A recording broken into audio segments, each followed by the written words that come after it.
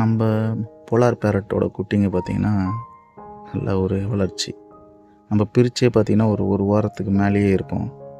குட்டிங்க அந்தளவுக்கு நம்மளுக்கு டெத் ஆகலை. பார்த்தாலே தெரியும் நம்மளுக்கு கவுண்ட்டு நிறையவே இருக்குது.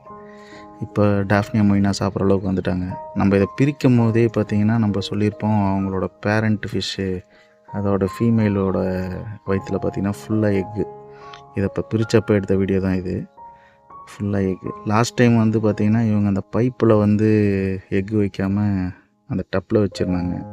திருப்பி அந்த மாதிரி நம்மளுக்கு செட்டப் பண்ணலாமா வேணாமான்னு டபுள் மைண்டில் இருந்தோம். பட் ஆனால் இருந்தாலும் இதை ட்ரை பண்ணி பார்க்கலாம், ஏன்னா அது இருந்த இடம் பழகின இடம்னு பார்த்தோம். பட் ஆனால் செட் ஆகலை.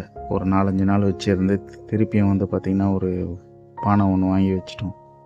இது பானை வச்சவுடனே பார்த்திங்கன்னா 2 பேரண்ட் ஃபிஷ்ஷும் அந்த பானைக்குள்ளே அதிகமாக போயிட்டு வர்றதை பார்க்க முடிஞ்சுது.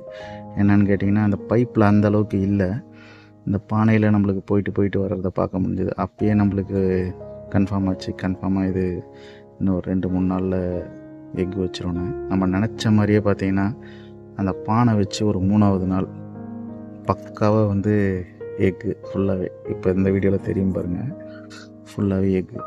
இதில் என்னென்னு கேட்டிங்கன்னா அந்த பைப்பு வச்சு ஒரு 3 நாள் 4 நாள் இருக்கும். பட் ஆனால் அது உள்ளே கூட அந்தளவுக்கு போகலை. இந்த பானை வச்ச உடனே, இத்தனைக்கும் அது புது செட்டப்பு.